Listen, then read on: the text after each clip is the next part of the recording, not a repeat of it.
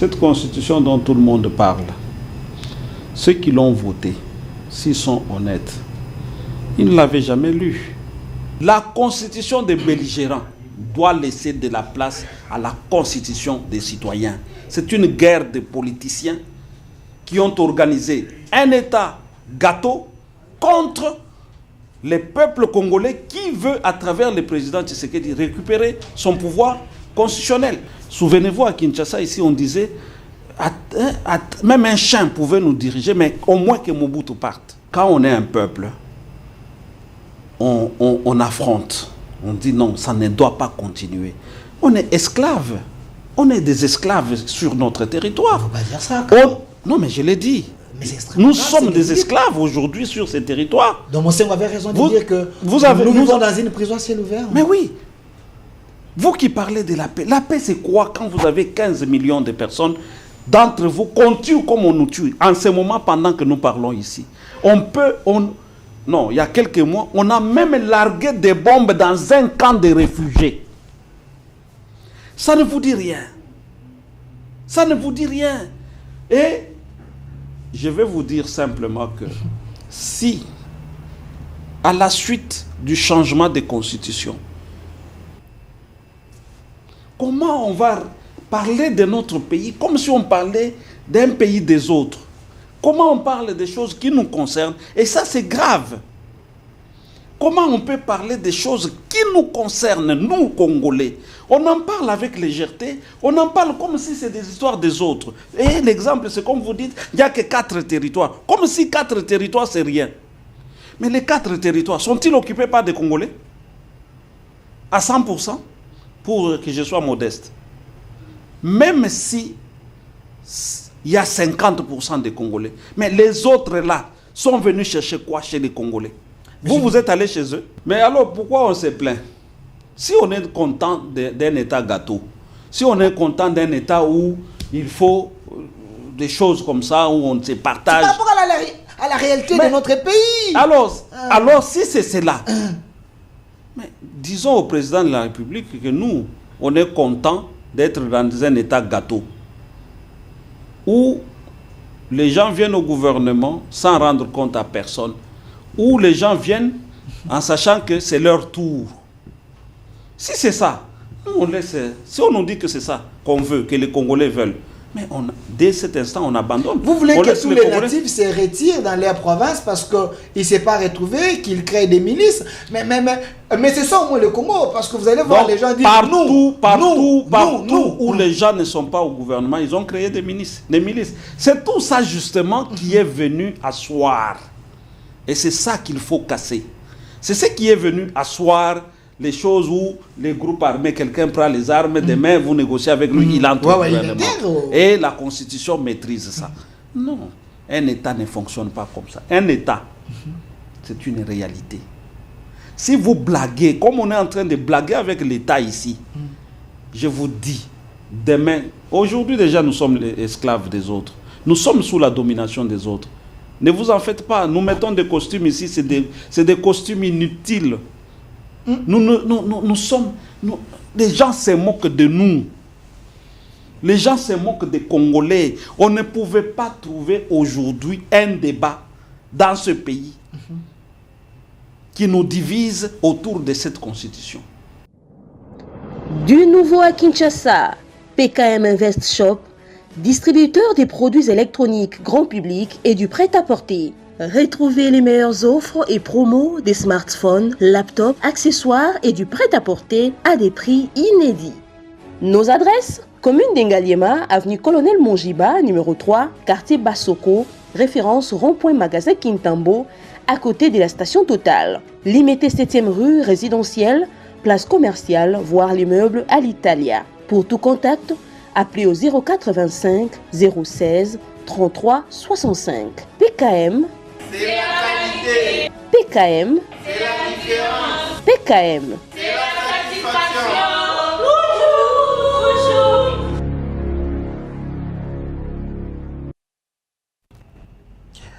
Qui peut changer la constitution de la République démocratique du Congo? Est-ce c'est le chef de l'État ou c'est la population?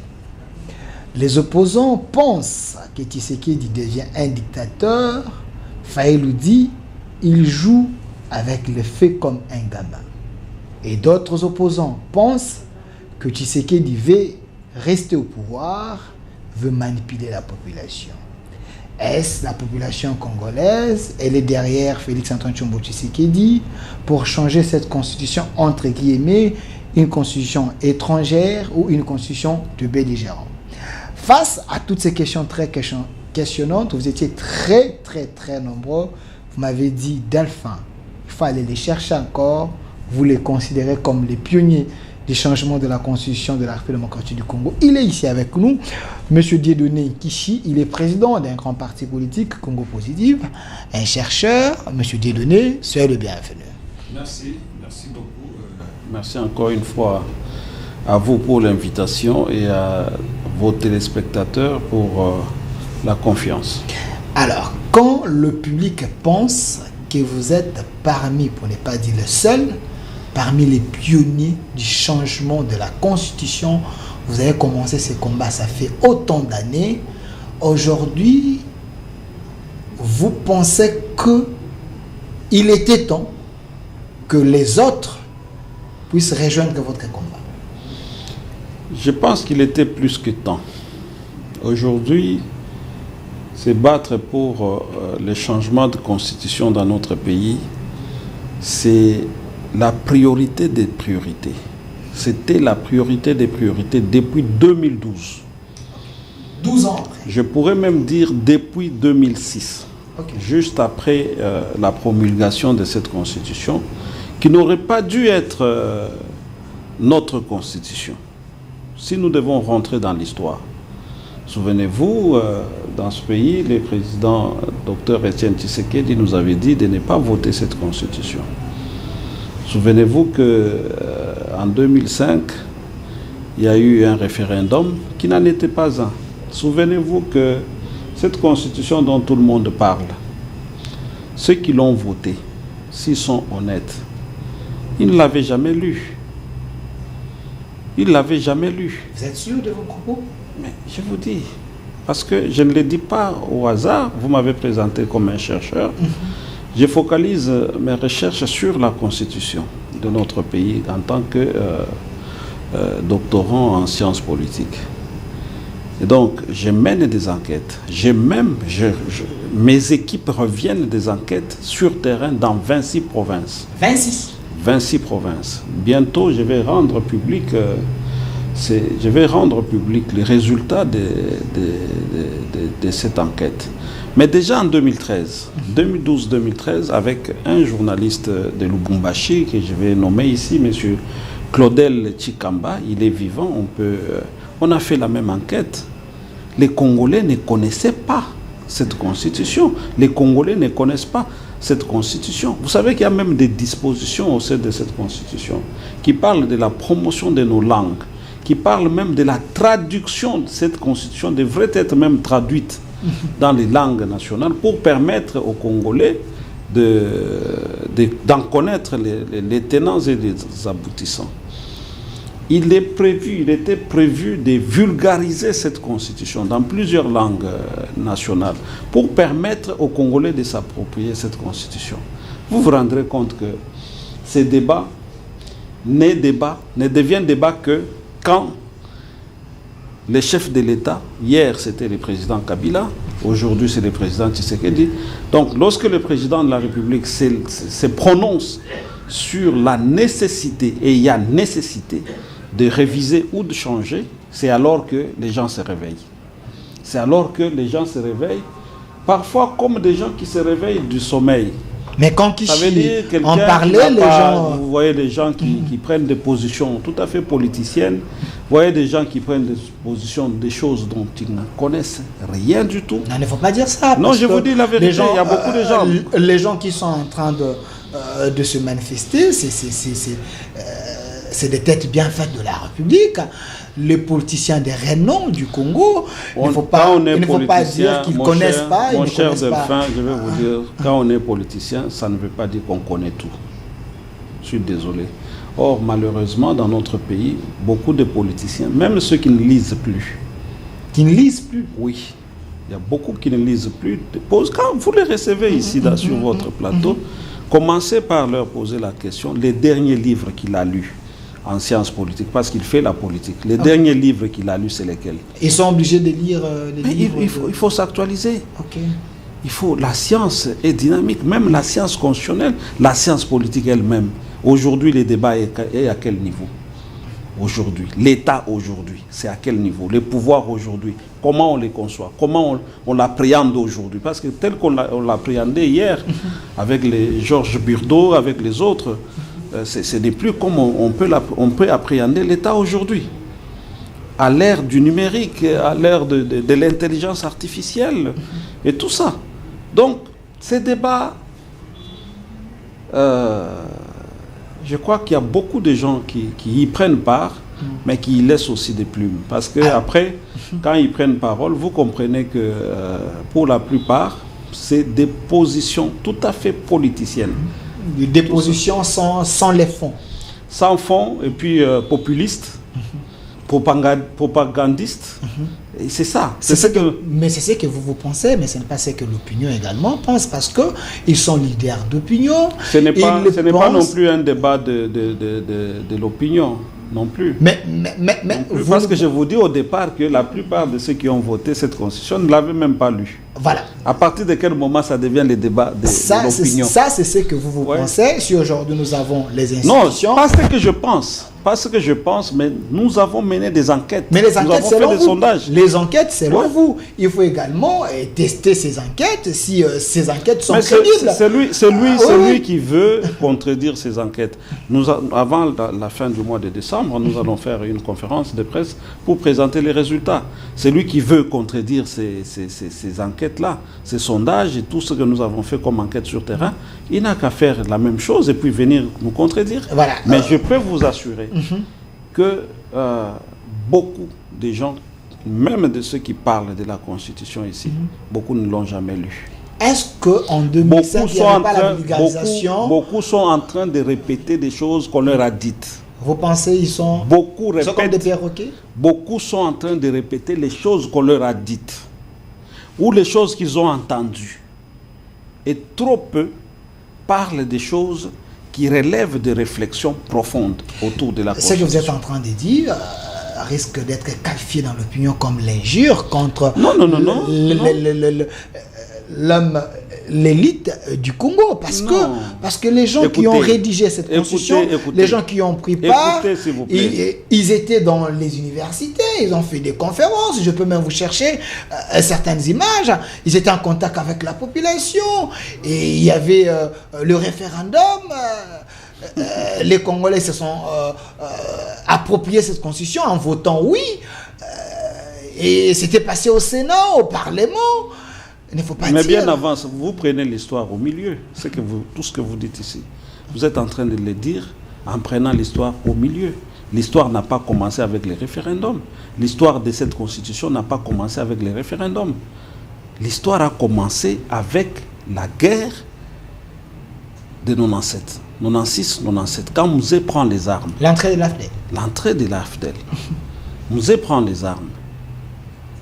Et il y a des pays qui s'associent à lui pour dire que on partait au Congo pour chasser les dictateurs. C'est par là l'histoire. C'est par là que commence l'histoire.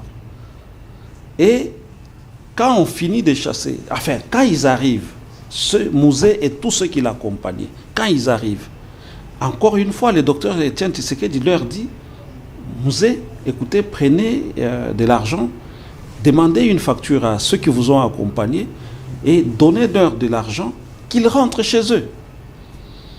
Mais le motif avoué, le motif que nous tous nous avions applaudi, c'était quoi? C'était que les dictateurs partent parce que tout le monde était fatigué de la dictature. Souvenez-vous, à Kinshasa, ici, on disait même un chien pouvait nous diriger, mais au moins que Mobutu parte. Bon, Mobutu était diabolisé par les politiciens congolais. Non, les politiciens congolais. Non, les gens en avaient marre. Et c'est avec raison, les gens en avaient marre avec la dictature. Et ça, c'est le motif apparent. C'est ce qui a été utilisé pour que il y ait une mobilisation autour de la marche de l'AFDEL.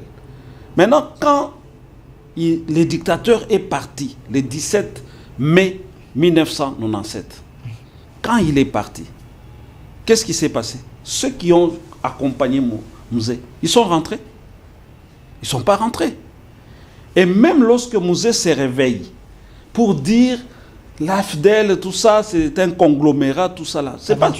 Oui, voilà, un conglomérat. C'est lui qui vient avec eux, mais c'est celui-là qui vous dit, lui-même déjà Mouzé, il vous dit c'est un conglomérat d'aventuriers. Quand Mouzé prend le pouvoir en 97 à Lubumbashi, mais c'est une surprise. Tout le monde est surpris, même ceux qui l'accompagnaient. Alors, à la fin, le problème ici, c'est que beaucoup sont en train de parler sans regarder les faits d'histoire, en faisant soit de l'amnésie, soit en ignorant simplement, en voulant juste effacer une partie de l'histoire. Et c'est de là que vient cette constitution ici. Parce que le processus a dû continuer et il fallait la paix, au nom d'une certaine paix. Mais une paix qui nous tuait. Une paix qui a continué à nous tuer. Parce que cette paix-là, elle ne nous a pas donné la paix. C'était une paix avec Kalachnikov. Vous devez signer cette constitution. Donc, une paix de transition. Mais oui. Alors, c'est de là que vient cette constitution. Et comment quelqu'un va venir aujourd'hui, connaissant cette histoire-là, connaissant comment tout ça s'est passé dans ce pays ici, et qu'il puisse venir nous dire non, c'est une bonne constitution. Alors, M. Dieudonné Kishi, est-ce que vous êtes rassuré que si vous voulez changer, si vous changez cette constitution aujourd'hui, on aura la paix? Parce que, entre guillemets, ces gens ont encore la même mise sur les Congos. Est-ce que ce n'est pas trop précipité, ou vous ne vous précipitez pas pour qu'après que nous puissions encore avoir des problèmes? Vous êtes rassuré que si vous les faites, il n'y aura pas le feu au Congo? Bon, s'il va y avoir le feu, ça ne sera pas parce que la Constitution a été touchée. Non, parce que cette constitution, c'est l'une des raisons de ces semblants d'épée, s'il faudrait les dire ainsi, parce que nous avons encore des zones de tension. Est-ce que c'était le moment de les faire? Bon, je pense que nous avons le choix entre la paix qui nous tue et la paix véritable. Le Congo a aujourd'hui le choix à faire entre les choses qui nous mentent, dont la paix dont vous parlez, et les choses qui sont réelles. Nous avons le choix à faire entre un État véritable, un État normal, et un État boutiqué à travers la Constitution. Donc nous avons ce genre de choix aujourd'hui. Le pays a besoin de ce genre de choix. Écoutez, vous parlez de la paix. Ce pays est en paix. Mais quand même, nous avons 26 provinces. Il y a au moins 2 ou 4 territoires occupés, mais la majorité des provinces, il y a quand même la paix. Donc, mon cher ami, ne me scandalisez pas. Non, mais c'est ce que les opposants Si vous êtes Congolais, ne me scandalisez pas sur ces plateaux, s'il vous plaît. Comment ça? Est-ce que vous avez conscience que nous avons sous la main comme ça plus de 15 millions de nos compatriotes qui sont morts ici? Est-ce que vous avez conscience? Vous avez vraiment conscience qu'il y a eu plus de 15 millions d'entre nous. Ça pouvait être vous, ça pouvait être les caméramans, ça pouvait être l'autre, ça pouvait être celui qui me suit. Vous voulez parler ici de 4 territoires comme si c'est rien? Mais parce que et 4 nous risquons d'alourdir les bilans, arriver aux 20 millions de morts, 25 millions si vous prenez de mauvaises décisions. Parce qu'il y a des paix de Damoclès sur mais c'est ce qui s'est passé. C'est ce qui s'est passé. On vous a mis des Kalachnikov sur la nuque et on vous a dit de signer. Mais écoutez, un peuple, c'est un peuple qui s'assume. Un peuple, ce n'est pas un peuple qui s'accroupit comme on s'est accroupi ici, jusqu'ici. Vous comprenez? Quand on est un peuple, on affronte, On dit non, ça ne doit pas continuer. On est esclaves. On est des esclaves sur notre territoire. Il ne faut pas dire ça. Non, mais je l'ai dit. Nous grave, sommes des esclaves aujourd'hui sur ces territoires. Donc, monsieur, vous avez raison de dire que nous vivons dans une prison à ciel ouvert. Mais oui. Vous qui parlez de la paix c'est quoi quand vous avez 15 millions de personnes, d'entre vous, qu'on tue comme on nous tue, en ce moment pendant que nous parlons ici. Non, il y a quelques mois, on a même largué des bombes dans un camp de réfugiés. Ça ne vous dit rien. Ça ne vous dit rien. Et je vais vous dire simplement que si, à la suite du changement de constitution, il y a des problèmes dans le pays, ça ne sera pas parce qu'il y a changement de constitution. Ça sera parce qu'il y a des gens qui ont des programmes contre ces pays ici, qui ont déjà dit que les Congolais ne doivent jamais être libres et en paix. C'est ce que vous pensez, mais ces gens dont vous parlez là, la communauté internationale et les pays membres de l'Afrique, ces gens-là, ils sont en train de nous aider. Il y a quand même les accords que le gouvernement congolais a signé pour qu'il y ait la paix. Raymond Tchibanda avait signé certains accords. C'est vous, les Congolais, qui ne respectez pas les termes de ces accords. Voilà pourquoi il y a un peu de problème. On a signé ces accords avec qui? Est-ce que c'est des accords signés entre nous, Congolais, ou c'est des accords signés avec des gens à l'extérieur? Mais pourquoi vous ne respectez pas les clauses de ces accords? Quel est le problème des personnes qui sont à l'extérieur, qui viennent signer des choses avec nous? Nous, on a fait quoi? Aujourd'hui, les Congolais ont fait quoi? Le monde est un village. Le monde est un village. Quand il y a un problème chez vous, les autres peuvent venir vous aider. Et vous êtes allé en Ukraine? Vous êtes allé aider les Ukrainiens? Donc, il n'y a que vous qu'on doit venir aider. Les Ukrainiens sont venus vous aider ici. Donc, il y a dans le monde entier ici. Partout où il y a la guerre, il n'y a qu'au Congo où les bonnes volontés viennent aider. Partout où il y a des guerres ici, il y a eu la guerre au Libéria. Vous êtes allé aider là-bas? Il y a eu la guerre en Angola. Vous êtes allé aider là-bas? Les Angolais se sont entendus. Entre eux, l'affaire est terminée. Les groupes armés dont on parle à l'est de notre pays, est-ce que vous en savez quelque chose? Les EDF. Mais est-ce que c'est un groupe congolais? Comment on va parler de notre pays comme si on parlait d'un pays des autres?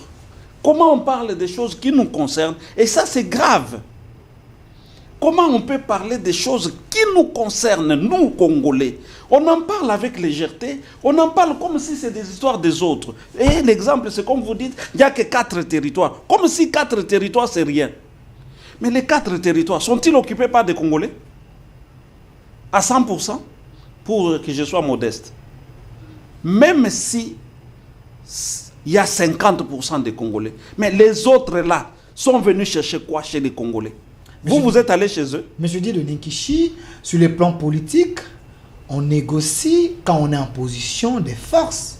Vous voulez changer la constitution, une constitution à problème, comme on venait de le dire, mais entre guillemets, nous sommes incapables d'aller déloger les gens qui occupent nos 4 territoires. Est-ce qu'il ne faut pas utiliser une diplomatie parce que vous savez que vous n'avez pas la force d'aller chasser ces gens? Mais depuis 20 ans, depuis 30 ans maintenant, vous avez utilisé la diplomatie qui ne marche pas. Pourquoi? À cause de cette constitution. Comment? Parce que cette constitution organise un état gâteau. C'est-à-dire, vous dites. La constitution organise un état gâteau où tout le monde peut venir au gouvernement. Les gens récupéraient vos phrases ici de l'état gâteau, les gens commencent à partager ça. C'est un état gâteau. Est-ce que ce n'est pas l'injure contre le Congo quand vous parlez que le Congo c'est un état gâteau? Mais les faits sont là, non? Les faits sont là. Vous avez un président de la République qui fait campagne, n'est-ce pas? Il fait campagne, il fait des promesses, des campagnes. Dès qu'il finit d'être élu, il s'installe dans son pouvoir, il entre dans une espèce de tour d'ivoire. Ça devient maintenant l'affaire du Premier ministre.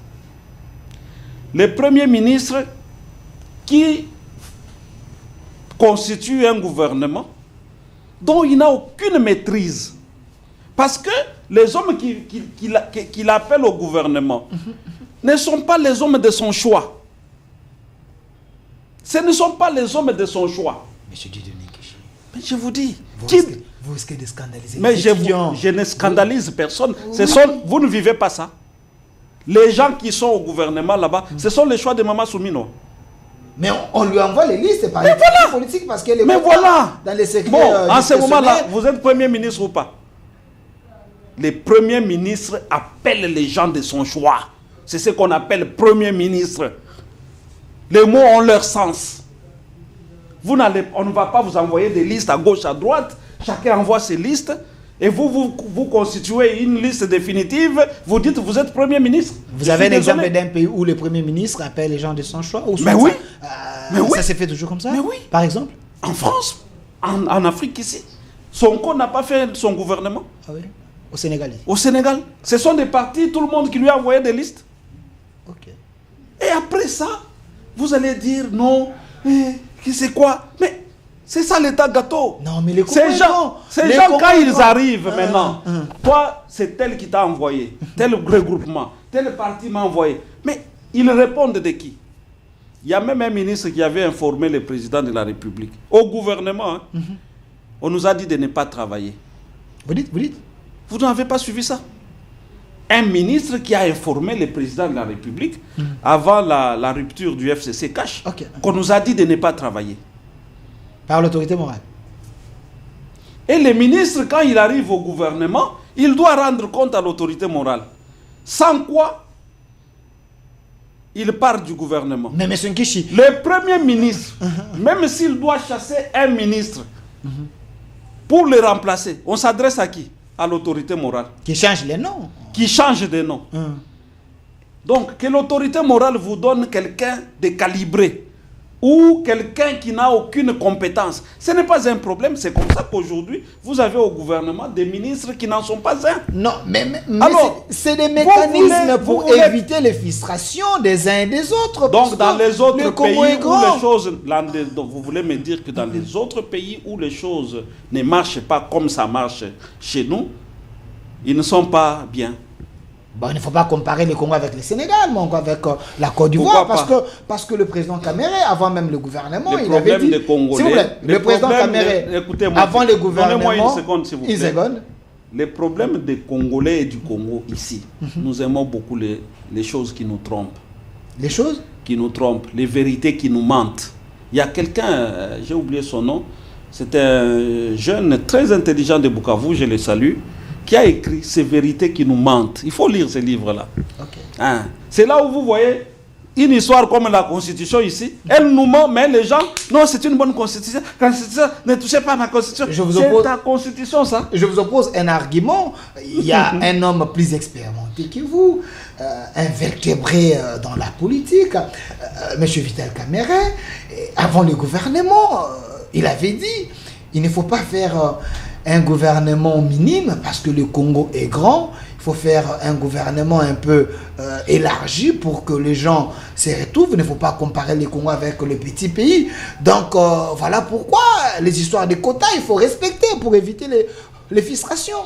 Mais alors pourquoi on se plaint?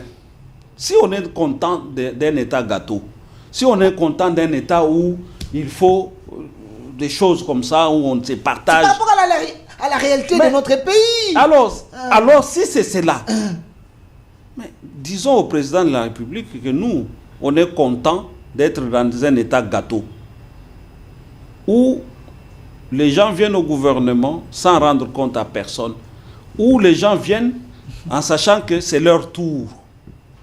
Si c'est ça, nous on laisse. Si on nous dit que c'est ça qu'on veut, que les Congolais veulent, mais dès cet instant, on abandonne. Vous voulez que tous les natifs se retirent dans leur province parce qu'ils ne s'est pas retrouvé, qu'ils créent des milices. Mais c'est ça au moins le Congo, parce que vous allez voir les gens dire partout où les gens ne sont pas au gouvernement, ils ont créé des milices.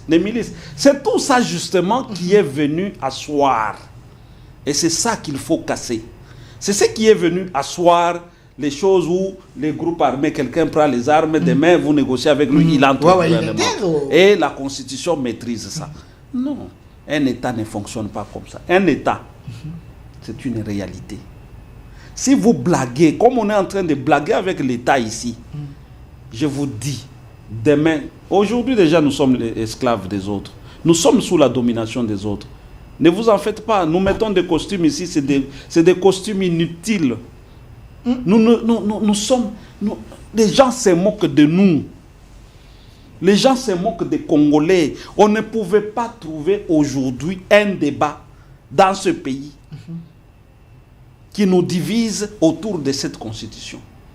Monsieur Nkichi, j'ai l'impression que c'est vous qui êtes en train de traiter cette question avec la légèreté. Je vous oppose un argument, l'un d'opposant majeur de la République, président Martin Fayulu, qui dit à son frère Tshisekedi qu'il gère cette question avec une légèreté comme un gamin. Parce que si vous dites que ces pays, on n'a pas les politiciens qui maîtrisent cette question de la Constitution, si vous voulez imposer la loi, il faut avoir une armée très forte pour éviter les frustrations et éviter la sécession. Parce que si vous amenez cette question de cette manière, dans les forcings comme ça, en sachant que vous avez une armée faible, sachez-le bien, il y aura la balkanisation. Deux choses. Ok. Deux choses. Je vous ai dit tout à l'heure que s'il y a des troubles, s'il y a des problèmes après le changement de constitution, ça ne sera pas parce qu'on aura changé, mais ce sera simplement parce que les gens ont ces programmes-là. Il y en a qui passent même à la télévision, qui menacent l'État, qui disent qu'ils vont balkaniser et tout ça. C'est connu. Ça ne sera qu'un alibi. En fait, les gens cherchent une occasion. Mais le besoin d'asseoir un État correct, un État normal dans ce pays, c'est un besoin primordial. C'est un besoin primordial. Et pour asseoir un bon État dans ce pays, il faut une bonne constitution. Une bonne et alors une très bonne constitution. Le problème avec le président Martin, c'est quoi? C'est que celui que vous appelez son frère, qui est effectivement son frère, le président Tshisekedi, lui pose une question, par exemple, de mathématiques. Okay. Lui donne une réponse de géographie. Vous dites? Donc, quand on vous pose une question de mathématiques, donnez une réponse de mathématiques. N'est-ce pas? Il s'est adressé à la nation. Oui, vous n'avez pas suivi. Je l'ai suivi. Le fond de ce qu'il a dit. Le problème, c'est que Tshisekedi vous pose un problème de changement de constitution. Mais au lieu de dire qu'il joue avec un gamin, ceci, cela. Un gamin qui joue avec le feu, parce que... Non, c'est ça qu'on a... C'est très difficile qu'il gère cette tension-là. Non, ça sont des menaces, tout ça là. Mais c'est que de menacer les opposants. D'accord, oui. Mais ce n'est pas nécessaire. Parce que quand on vous pose une question de politique, n'est-ce pas? Donner des réponses de politique. Mais lui, si c'est qu'il lui pose une question de mathématiques, de politique, lui donne des réponses de guerre, de feu, de jeu, de ceci. Non. Aujourd'hui, je vois beaucoup de gens défiler sur votre plateau ici, qui est devenu un plateau de référence. Merci. Je dois le dire. Mais il y a toujours une seule question que vous n'arrivez pas à poser à tous ceux qui viennent ici, surtout ceux qui ne veulent pas du changement de constitution. C'est laquelle? C'est la question de savoir quelles sont les raisons profondes pour lesquelles vous ne voulez pas qu'on change de constitution. Parce que vous n'avez pas encore respecté, vous n'avez pas encore réalisé les préalables. Les préalables, c'est quoi? Les préalables, le président Fayulu a dit, le peuple est en train de souffrir, la guerre est à l'est. Mais le peuple souffre à cause... les enfants n'étudient pas dans de bonnes conditions. Face à tous ces problèmes, ce n'était pas nécessaire que vous puissiez nous demander de changer la constitution. Parce que Fayulu dit, est-ce que la constitution vous interdit de voler? La constitution vous interdit de voyager? C'est le président Fayulu. Il a plusieurs données de là. Mais quand vous avez un État gâteau, la réponse à tout ça, à tous ceux qui se posent la question, est-ce que c'est la constitution qui vous empêche de faire ceci? Mais oui, je leur dis, oui, la constitution empêche justement de faire parce que la Constitution a organisé un État gâteau. Tout ça se passe dans un cadre qu'on appelle l'État. Et cet État, c'est un État gâteau. Ceux qui arrivent au pouvoir, ils y arrivent dans le cadre du partage du gâteau. Okay. Quand il y a partage du gâteau, il n'y aura pas du social. Parce que c'est lui qui arrive. N'est-ce pas? C'est lui qui arrive. Les ministres qui arrivent. Au lieu de travailler pour l'intérêt général, ils travaillent pour quel intérêt? L'intérêt privé. Les regroupements, lui-même, sa famille, et ainsi de suite. Et son autorité morale. Et son autorité morale. Dans ces conditions-là, je vous donne un exemple. Vous, comme vous êtes ici, vous avez une petite société, quelque part, qui produit quelque chose. Écrivez maintenant, faites l'exemple, écrivez une lettre au ministre pour dire « J'ai une société qui balaye, qui nettoie des bureaux. » S'il va vous répondre. Il ne va pas vous répondre. Pourquoi il ne va pas vous répondre? Parce que lui-même, quand il est arrivé, il vient de créer la société pour nettoyer, la société pour acheter les fournitures de bureaux, la société de sécurité. Les ministres viennent avec leur société dans des bagages. Quand est-ce que les citoyens vont écrire une lettre et les ministres lui répondent? Vous pouvez écrire à un ministre qui vous répond dans ce pays. Mais ça vient de là. Ça vient de l'idée qui est au fond, l'idée qui sous-tend tout ça. C'est le fait que les gens viennent au pouvoir dans la conscience et dans la subconscience, l'idée qu'ils sont arrivés, c'est leur tour, c'est les gâteaux, c'est leur tour de couper leurs morceaux parce que demain ils ne savent pas. Et ça, c'est la Constitution qui l'organise. Parce que vous ne pouvez pas arriver au pouvoir si votre regroupement ne vous a pas envoyé. Alors, ainsi de suite. Je l'ai dit comme ça. Donc c'est pour vous dire que si on n'a pas compris ça, si on n'a pas compris que nous sommes dans un état gâteau, on sera là en train de poser la question, mais est-ce que la Constitution, est-ce que c'est la Constitution qui vous empêche de faire ceci? Mais quand vous n'avez pas les ministres qui sont les vôtres, n'est-ce pas? Quand vous n'avez pas les ministres qui sont les vôtres, quand vous n'avez pas les mandataires qui sont les vôtres, quand vous n'avez pas, comment vous allez faire la politique? Monsieur Dedo-Ninkichi, j'ai l'impression que vous voulez devenir un savant de la République du moment que nous avons d'autres. J'apporte seulement un son différent peut-être. D'autres. J'apporte peut-être un son différent, mais parce que les gens voient la Constitution. Mais la Constitution, c'est un outil de l'État. Et moi, j'ai fait les sciences politiques. Je sais ce que ça veut dire l'État. Laissez-moi quand même vous opposer. Et donc, quand la Constitution organise un État gâteau, un État où on se partage, comme on se partage, aujourd'hui, tout ce qui reste, c'est qu'on se partage même les quartiers. Non, j'ai l'impression que vous diabolisez cette constitution qui est l'une des meilleures en Afrique. Mais selon qui? Selon qui? Il y a plusieurs professeurs, je ne vais pas vous amener dans les polémiques, il y a plusieurs professeurs, mais j'aimerais quand même faire intervention à un élément d'un monsieur intelligent de mon pays, le président Sesanga. Après les discours du chef de l'État Lubumbashi, le président Sesanga lui a répondu directement. Monsieur Massouda, j'aimerais avoir la vidéo ici, qui dit le président n'a pas compris ce qui est écrit dans l'article 217. Le président cherche à manipuler la population. Est-ce Sesanga a raison? C'est que tu sais que du fait, c'est une manipulation ou pas? Parce qu'on n'est pas encore au moment de propagande. Mais apparemment, c'est comme s'il est en train de rater sa cible. Président Tshisekedi, il manipule la population. Vous voyez que il cherche. Le président a posé un problème global, un problème de changement de constitution ou un problème de révision constitutionnelle. Ça dépend de ce que la commission, l'option sera levée. Le président pose un problème global.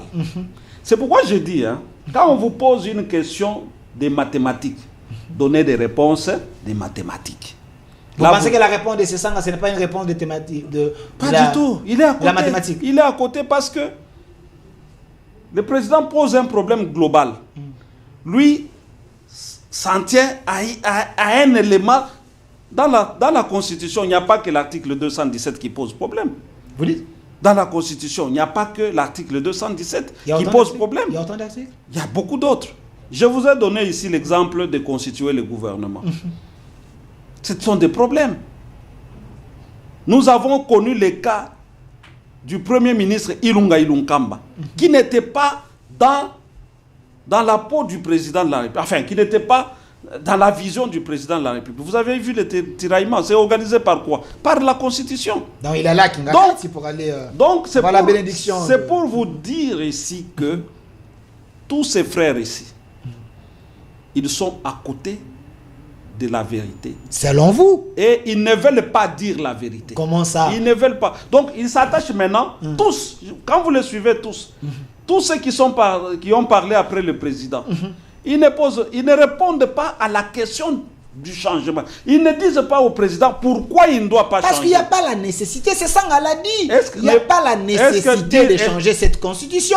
C'est que ce qu'il fait, c'est la manipulation. Il est en train de manipuler. Ça, c'est selon lui. Mais il a donné des arguments. Est-ce qu'il est le seul Congolais ici qui doit dire qu'il n'y a pas nécessité? S'il n'y a pas nécessité, et le président est très à propos, il a dit il va soumettre la question soit au Parlement, soit au référendum. Donc, au lieu de venir, oh non, tu joues avec le feu, tu vas marcher sur nos cadavres. La réponse, ce n'est pas celle-là. La réponse, c'est de dire, ok, monsieur, envoie la question au référendum. Que celui qui a les biceps, que celui qui a le peuple, mobilise le peuple et que le texte soit rejeté, soit à l'Assemblée nationale, soit... Et c'est là leur peur. Non. C'est là où, écoutez-moi, c'est là où il y a leur peur. Vous pensez que les opposants n'ont pas la population? Ils ont le peuple avec eux. Mais parce qu'ils ont la population. Et que la question sera soumise au référendum. Maintenant, de quoi ils ont peur? Ça veut dire quoi? Ça veut dire que le président va soumettre la nouvelle constitution au référendum. Et eux qui ont la population.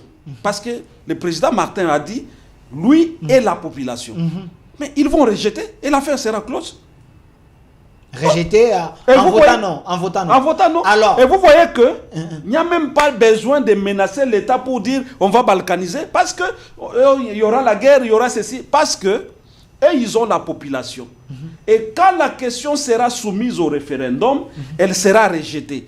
Et à partir du moment où on a rejeté, mais l'affaire est close, ils ont gagné. Ça, c'est votre schéma. Qu'est-ce qui prouve que ce schéma-là sera respecté dans un pays où règne la démocratie, où il y a le respect des institutions? On peut dire oui. Mais ici au Congo, la peur des opposants, c'est que les institutions, la CENI est boutiquée entre les mains du régime. Donc, vous n'allez pas respecter les noms de la population. Voilà pourquoi il faut utiliser l'article 64 et barrer la route. Voilà pourquoi, aux gens qui veulent manipuler le peuple et les institutions. Quand on vous pose une question de politique, donnez des réponses politiques. Quand on vous pose une question en mathématiques, donnez des réponses qui se réfèrent à la mathématique. Ici, on leur pose une question politique, ils donnent des réponses d'histoire. Des réponses de botanique. Arrêtez d'humilier des réponses d'anatomie. Non, je vous êtes en train d'humilier les opposants parce que il y a des professeurs parmi les réponses ne sont pas appropriées. Il y a des professeurs. Les réponses ne sont pas appropriées. Les gens outillés, les gens qui parce que quelqu'un vous dit je vais soumettre ça au référendum. Mais à partir de quel moment vous allez encore l'empêcher de faire? Mais je vous ai dit ici, Tshisekedi entre les mains, selon les opposants entre ses mains, il a le pouvoir de manipuler la CENI, de manipuler les institutions. Est-ce que Tshisekedi peut respecter la voix ou le voix du peuple? Parce qu'aux élections, selon les opposants, il a tripatouillé même les élections. Encore une fois, un conseil. Déjà que tout le monde ici se plaignait de la CENI.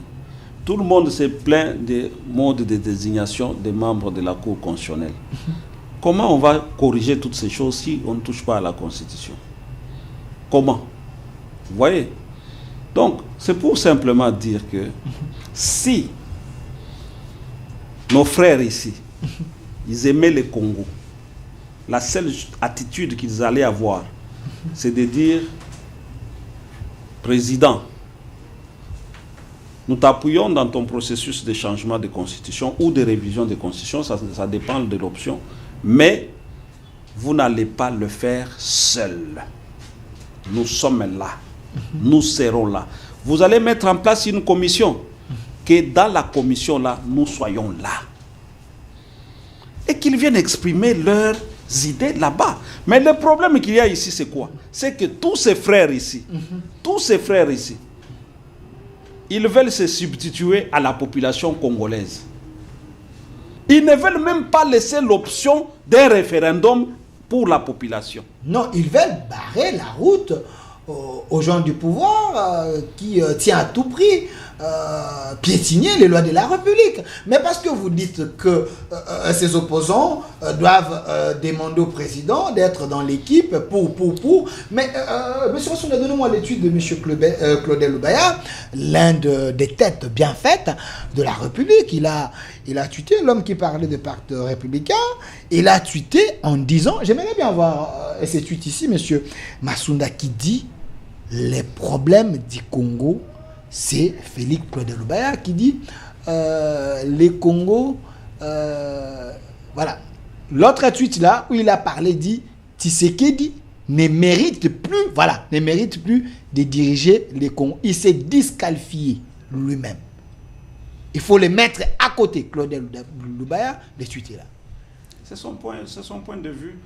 Mais le problème avec tout ça, c'est que tous ces frères ici, tous ces frères, ils insultent la population congolaise.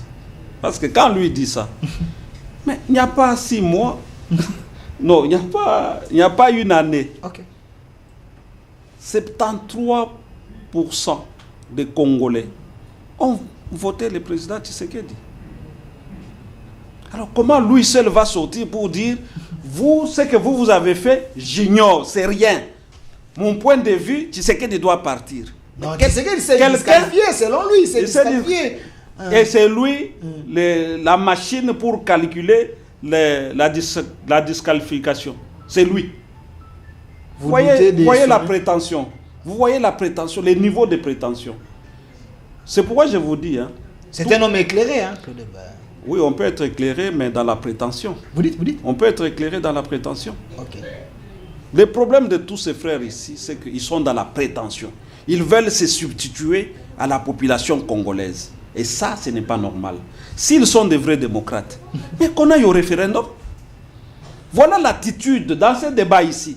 La seule personne parmi les opposants qui sortira pour dire la question nous divise, mais que le peuple souverain de la République démocratique lui-même, de la République démocratique du Congo lui-même se prononce. Voilà l'homme crédible. Voilà l'homme crédible. Voilà les démocrates. Les autres ici, à partir du moment où ils prennent des positions qui tendent à se substituer au peuple de la République démocratique du Congo, ils se discréditent. Voilà, il y a un autre tweet de monsieur, l'ancien ministre des Finances, l'élève de Matata Pogno, M. Sélé Alagouli. J'aimerais bien voir aussi. Voilà, il a écrit le mimétisme aveuglant caractéristique du régime et dirigeant en place. Ici, il a dit le régime Tshisekedi, ce régime a déjà montré ses failles. Il est temps de se débarrasser de ces gens qui n'ont pas la maîtrise de gérer les grands Congo. C'est là. Qu'on pose la question, effectivement, dans cette gestion, il y a des problèmes, il y a des choses qu'on peut reprocher. Mais ce n'est pas lui qui viendra dire. Ce n'est pas lui. Parce que lui fait partie d'une équipe qui a été chassée du pouvoir aux élections. C'est Alagouli? Oui. C'est l'un des anciens ministres des Finances qui a fait des poisses, c'est Alagouli. Voilà. Vous êtes sûr? Une tête bien faite. On ne doute pas. Il est mieux coté ailleurs. On ne doute pas, mais je ne pense pas qu'ils ont des leçons à donner aujourd'hui. C'est Alagouli? Oui. Aujourd'hui, non, il n'a pas de leçons. Mais c'est une tête. Vous pouvez être une tête, mais sans leçons à donner. Sans leçons à donner. Il faut beaucoup de modestie quand on veut parler de la République. Parce que la République, c'est la res publica. C'est la chose de... Leur problème à eux tous ici, c'est qu'ils veulent se substituer au peuple souverain de la République démocratique du Congo. Un peu comme ils l'ont fait au dialogue de la CENCO. Ils ont violé l'article 5 de la Constitution en mettant l'accord de de la Saint-Sylvestre.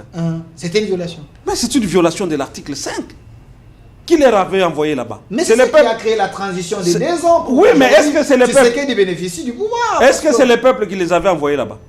Est-ce que c'était une élection? Mais les accords politiques sont au-dessus même de loi. Ah, les accords. Hein? Oui, les accords politiques peuvent plomber même. Maintenant, c'est ça qui peuvent suspendre les lois de la République pour l'intérêt. En ce moment, c'est ça la bataille. Où les gens pensent que les consensus, les négociations doivent continuer. Un peu comme ça, depuis là, ça doit continuer. Alors que aujourd'hui, il y a un mandat. Le président Tshisekedi est nanti d'un mandat du peuple congolais. Ça devient différent. Quand il y a un mandat, c'est différent de quand vous avez négocié. Mais eux, ils ont toujours là dans la tête l'idée que tout doit se négocier. Mais quel est l'essence d'un mandat par rapport à la négociation, par rapport au consensus des politiques? Donc l'idée est toujours de confisquer le pouvoir du peuple. C'est ce qui les caractérise. C'est ce qui les caractérise. Et ce qui cimente ça, c'est cette constitution. Et pour voir ces choses-là, il faut des lunettes spéciales. Des lunettes spéciales, Dieudonné Kishi, j'espère que vous avez ces lunettes. Regardez la caméra. Qu'avez-vous envie de dire que vous n'avez pas dit? C'est également votre mot de la fin. Mais la dernière sous-question, est-ce le bras de fer que Félix Tshisekedi cherche contre les opposants? Pensez-vous qu'il sortira vainqueur? Parce que si sur son dos, il a Faïlou, il a Sesanga, il a Katumbi, Kamitatou, la Senko, les CC et tous les autres, et la société civile, donc vous risquez d'avoir... De tout ce que vous citez là, vous ne verrez personne qui vous dira qu'avant de prendre la position qu'il a prise, il a consulté les gens même de son parti, ou de son association, ou de son église. Personne. Ils en font à leur tête. Ce qui leur passe par leur tête, ou peut-être même ce qu'on leur demande de faire, c'est ce qu'ils expriment sur la place publique. Qui a consulté les gens de son parti? Vous avez vu une seule réunion? Vous avez vu un congrès spécial parce que c'est une question spéciale? Vous avez vu? Donc, c'est pourquoi nous disons la constitution des politiciens, la constitution des belligérants doit laisser de la place à la constitution des citoyens. C'est une guerre de politiciens qui ont organisé un État gâteau contre le peuple congolais qui veut, à travers le président Tshisekedi, récupérer son pouvoir constitutionnel. Voilà ce que je peux dire. Merci, M. Dieudonné Kishi, l'un des pionniers du changement de la Constitution. Ça fait plus de 12 ans qu'il se bat pour que nous puissions avoir une Constitution des Congolais. Merci à vous d'avoir répondu à notre invitation. Je précise que vous êtes également président d'un grand parti politique, Congo Positif. Merci à vous et merci à l'équipe qui m'a accompagné à cette émission déjà en direct sur notre chaîne YouTube, au Centre TV et Delcast Télévision. Engagez les débats sur les liens. Je pense qu'il va lire et il va vous répondre si possible. Mais à une seule condition: si vous posez des questions liées à la Constitution, rassurez-vous que vous avez eu aussi à faire des recherches, parce que lui, il a mis beaucoup pour faire des recherches sur base de ce qu'il est en train d'avancer. Merci à mon réalisateur, M. Masunda, et côté régie finale, M. Nok, côté YouTube, Rachidi et Kenny Mavinga. Derrière la caméra, Faïda et Germa. Et notre RDC est possible. Au revoir.